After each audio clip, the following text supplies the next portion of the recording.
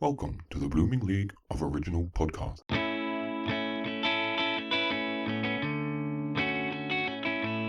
G'day and welcome to the Creationarium, where we deep dive into the aquarium of human creativity and ingenuity. I'm your host, Aaron, from the Thrush and Treasure podcast, and in our 49th episode with the Queen, Caroline O'Connor, I lightly touched upon a story from the Australian film industry, and so I've spun that off into a new show, as you do, where we'll expose the hidden figures and stories where people have banded together to create something magical. And so in this first season, we're going to flesh out the little-known story of how the Power Rangers accidentally saved the Australian film industry. And joining me for this cinematic adventure is one of the mighty movie Power Rangers himself. He's a sound technician who was one of the many inexperienced crew members thrown into the deep end to create Australia's first big-budget CGI-laden film, but it was their individual expertise that exercised and exorcised that aforementioned inexperience when the Aussie can-do attitude took over. But I don't want to spoil the good bits, so here to tell us what really went down when Fox dropped the Power Rangers off in Sydney is Mr. Paul Matthews. How are you going? Welcome to the Creationarium. Hello, how are you? I'm otherwise known as Zordmaker out there in the creation land. Some people might know me by that name because the job that I had on Power Rangers was particularly with regards to building these big monstrous machines that star in the film called Zords. And so we built a lot of the stuff associated. I was on the art department with a little guy you might know called Colin Gibson. Colin went on to produce a lot of films, and of course his most recent Oscar was for Mad Max Fury Road as the production designer in Mad Max. So I often think back to those days because even back then we were talking about Mad Max, even back then, and how that was always going to happen. But anyway, we'll get to that story a bit later. Yeah. Just in terms of building the Zord, how many cardboard boxes did you go through? We didn't use any cardboard. You didn't? What? But I tell you what, we went through a hell of a lot of plywood. Yeah. And a lot of 4x2s and a lot of MDF. Board. That's what we went through, and we went through a hell of a lot of lights and little lamps. It's sort of it's like model building, but full scale model building. Yeah, and yeah. Anyway, we'll get into that. Yes, we will. We'll talk about how it happened first. Yes, Super Sentai, as it's more commonly known in Japan. Himitsu Sentai Gorenja is the original series that was started 50 years ago, actually. By now, yeah. 75. I think it was an era when color television was just coming in to activity, and I think the producers back in Japan wanted to have a nice picture show for the kids, which wasn't necessarily a cartoon. So they invented this thing, and it sort of the idea was just to have different colored superheroes. And of course, that's how the whole spandex thing came about. And of course, they didn't have the same hang-ups about themselves that we do here in the West. And so it just spiraled into something from there. Yep. No, and then it was obviously on for 18 years before it hit the Western world. It had been shown in America and Hawaii in 75, like the original series, but I think the American series came about in 93, was it? Well, yeah, it sort of started in early 93. Haim Saban, the producer who originally created the TV show, was trying to shop the idea around for a number of years before that. So there was actually a pilot made for Power Rangers, which a lot of people haven't seen, which never actually aired in Australia. It was, of course, the pilot show, which finally got them the green light to go ahead. It was a non-union show, so certainly done on a budget. Yep. It was a genius, really, because they would take this footage from the Zeranger show in Japan, which had already been filmed, and really, as far as the producers in Japan were concerned, it was money for dead jam. I mean, they'd already made it. They'd already used all that footage. So Haim Saban comes along and says, look, can you give me the rights to air that in the US, and we'll build another show around it. And of course, it was a completely different storyline to what the Japanese show was. But it hit the screens in the US and became extremely popular. And it was so different. I mean, in my experience, I can honestly say, as a fan of the show, I think it's in my little writing there when I first got involved with it. I think I was literally just wandered into the lounge room one day. I think it was about 3:58 or something like that. and I just saw the last 5 seconds of episode 5 of the show on the TV, just as I turned it on. And I just straight away, I just saw it and I thought, wow, that is something different. Mm-hmm. and just neither did I realize how different it was and how it would change my life. But the very first time I saw the very first little bit of the show aired here in Australia, I knew that it was going to be something different and that this was a major issue.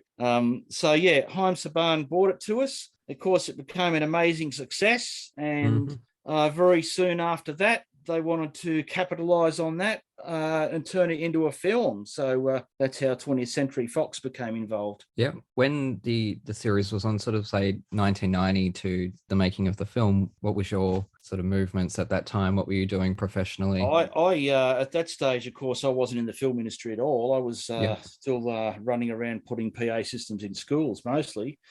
Very early days of that. I was sort of, 25 years old there. We just had a recession here in Australia and I couldn't get a full-time job. So I just taken myself and put myself through all of the TAFE right up to diploma stage, come out with some pretty good electronics and electrical qualifications, and I was ready to take on the world. So I had a lot of knowledge. I had spent many, many years in the audio industry, as well as stage lighting and so on and so forth, electronics, construction, design. I had a lot of tools at my disposal when this came along. And when Power Rangers first came along, of course, I watched it the following day after I picked it up, instantly fell in love with it, let the VCR record it for a while there in 1993, or was it 94? Might have been 1994 by then. And so I so much wanted to become part of it. And of course, the way I ended up being part of it was quite a crazy idea, but still. The funny thing is that what was I, 8, 9 years old when it started, I wanted to be a part of it too, but purely for the awesome costumes of those monsters. Like I've just been watching the first 2 episodes on Stan, a streaming service in Australia for our international listeners / listener probably. And it just reminded me how much as a kid, I absolutely loved them, which is funny because as an adult, I will avoid The Masked Singer at all costs because it's just cheap reality TV show. But I look at those wacky villain costumes. I wanted to be a part of it so badly. I really did, just to be in one of those costumes, which I was too young. I think one of the reasons why I really love the show was because I have a bit of a condition called, I don't know whether anyone's heard of it, called face blindness or prosopagnosia. Okay, yeah. Where it's difficult for me to identify faces. So that rolls on into the sort of television I like to watch, or films I like to watch. Anything which has a whole heap of people in it and it's difficult to tell who's who, I get bored with. But here comes a show where everyone's dressed in the right color. I don't have to recognize the face. I know who the Red Ranger is. They're red. I know who the Blue Ranger is. They're blue. So it instantly fell in love with it, understood everything, understood all the little nuances, which I think a lot of people just saw it as a kid's show at the time. But the original actors that were on the show, plus a number of the people who produced it, particularly a guy called Scott Page, who I had a bit to do with later on in the years, they really breathed a sort of adult respect in underneath the children's show, sort of leaving enough gaps so that your imagination could fill in all those gaps. And it actually became a really powerful tool that a lot of kids would have used to create their own scenarios, which is exactly what the users wanted, because they wanted the kids to go out and buy the toys and goodness knows what and create their own scenarios. So it really was a perfect storm. You mentioned the toys. I still have one of the rings that were from, I think, 1994, 95. I got the yellow ring. I just realized I don't have the camera, otherwise I could show you the ooze bottle.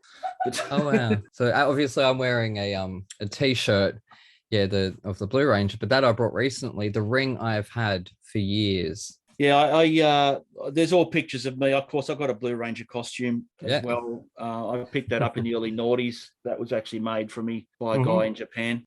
Oh, wow. Now, when you mention the colors, that's a good lesson for anyone out there who is doing costume design. Pick signature colors for your characters. Yeah, well, they followed the rules and they work for them. So create a show that people want to watch. It's no use creating something that people don't want to watch. because you're not going to get it aired. Yeah, hearing that, listeners, you'll notice in films that a lot of costume designers do it. And there's also a theme. Every character will have individual theme, or something like the Defenders TV show, where all these characters from the 4 different TV shows came together. The lighting in each of their scenes, of their individual scenes, was to do with their character. So Daredevil's lighting, I think, was a lot of reds. And Jessica Jones was purple or something. I can't remember exactly what the setup was. So done quite a few shows since Power Rangers where we did things like that. Yes. Yeah. So visual cues help tell the story of your character. And then when it comes to children, obviously, especially on television, because on television, 50% of your audience, the TV's blaring in the background, every second or third word's not even being picked up. No. So you need to kind of be able to tell the story either by someone just watching the picture or just listening to the sound. So the sound design on these shows, particularly Power Rangers, was equally as powerful. And a number of people who worked on that really did come out very well with that sound design. Scott Page was one of the guys who'd worked on that. So yeah. Awesome. And obviously a lot of the in the TV series, a lot of the footage and special effects was recycled from the Super Sentai series. However, for the movie, which Fox, I don't know personally why they decided to film in Australia. They were in the middle of doing the TV series at the time. It's like they just ripped them out of that studio. And you know, yeah, that's easy because well, initially it was going to be filmed in Canada. Oh, okay. Anyway, they could only gain access to the actors when they weren't on the TV show, which of course was in the American winter time. That was the primary reason why they started to think about heading offshore. Everyone would probably know John Landau. John Landau has risen to fame through production of things like Avatar and all those sorts of films being produced through Fox. But this is before all that happened. He was just another Fox executive in the US at the time. But he did know someone here in Sydney called Colin Gibson. And though he knew what Colin was capable of doing, and he at the time, he was really running around the US, around the studios, particularly at Fox, and selling the idea of producing films in Australia down underneath. And you know, he just picked up on this and said, look, this is the perfect project. This is you know, we got guys, we can do this, you know, we can do it in the middle of winter, which means we can gain access to the principal cast without having to disturb the TV show. And at that time, they'd also set up some sort of a script. So they were sort of looking at, well, we want Angel Grove to be somewhere which is like big and wonderful and huge, but not recognizable as an American city. So all these things were pointing to it. And of course, John Landau really sold that idea to the executives, and they basically turned around and said, well, if you can make it work, then you can have it, but we need it done right away. What happened was they were going to shoot it up in Queensland, because Queensland at the time was the only place that had studios. They had the Warner Brothers Movie World studios up there. Sydney still had the showground, which wasn't the Fox studios back then. It was still the showground. No one had even thought about turning into a studios at that stage. But Colin Gibson had used the sound stages at the showground for filming other films, and his attitude was, look, if we can gain access to these big pavilions, we can make Power Rangers, and I'm sure we can do it. And of course, John Landau knew Colin Gibson well enough to know that if Colin said he can do something, he can do it. And he turned around and gave it the green light, and within a matter of the speed at which the project came up in Sydney was astounding. Literally went from nothing to like hundreds of people working on the project within weeks. It was just an amazingly speed at which Colin Gibson got these people together, and everyone was like freelance. There was no one on staff. It was just a case of going to agents like, well, there was 2 in Sydney at the time. There was Top Technicians, and there was Tabs Technicians and Booking Service or something like that. There was 2 major film booking agencies in Sydney at the time. Those 2, he just basically rang them up and said, look, we're making a film, we need all these people now. And they just made it happen in an incredible amount of time. Colin already knew a whole heap of people he could bring in, of course, because he worked on things like he'd worked on a number of big films in Australia. Of course, he did Babe, which was just before that. So he was very much an up-and-coming art director at the time. and he got the trust of John, and the whole thing just came in around that. So that's why it happened in Sydney. Yep. Oh, there you go. Because nowadays it's tax incentives, so it's money. Oh, look, they would have had something to do with it, no doubt. They did. Yeah. They did claim all the tax incentives. So Yeah. I'm sure John would have made sure that happened. Just on that tax incentive, something's getting my goat lately, that there was meant to be a rule that a certain amount of your cast members were meant to be Australian. And I think that's just gone out the window now, and that's frustrating me. But anyways, that's a rant for my other podcast where I actually rant about things like that. That's always been an issue, mate. It was an issue back then as Yep. well as now. So it hasn't changed. Of course, they bought out the principal cast. They also bought out a whole heap of stunt formers under Jeff Pruitt, who was the stunt coordinator of the TV show at the time. Yep. He's actually got quite a lot of stuff out there on the internet. If you want to have a look at Jeff's material, that's quite good. But they also had an equivalent number of Australian actors who mirrored those, and they were used quite extensively, not just lighting stand-ins, but they were actually used quite a bit on the Zords and so on and so forth as well. So, did I say before that obviously for the movie, you weren't able to, or Fox wasn't able to just recycle footage from the TV show or from the Japanese TV shows, that everything had to be created. That was never intended to be done. It was always going to be a 100% production from scratch. And of course, the real groundbreaking thing that was done was to make the decision to use CGI in the third act. Now of course, CGI in the third act is normal nowadays, even 20 years ago, but 30 years ago, we're talking before Toy Story, we're talking before all these sorts of films had come out. People weren't really willing to just stand back and trust it to that extent. And even now, you watch Power Rangers, the movie, and you have a look at that third act and you think, well, it's pretty basic. Of course, they ended up building a model of the city. That model was built right at the very end of the production when they had no money left. It was built in LA, and frankly, it looks shit. Yeah. But yeah, that's because they simply couldn't generate enough of the CGI that they originally wanted to generate. They realized that. We all knew they couldn't do that. Colin knew they couldn't do that, but they said, yes, we can. But then, of course, at the last minute, they realized, well, actually, shit, no, we can't. So we better hurry up and make up a model so we can do all these pickup shots on it. The shots in Sydney, what we used to call the city street shots, they were genuine.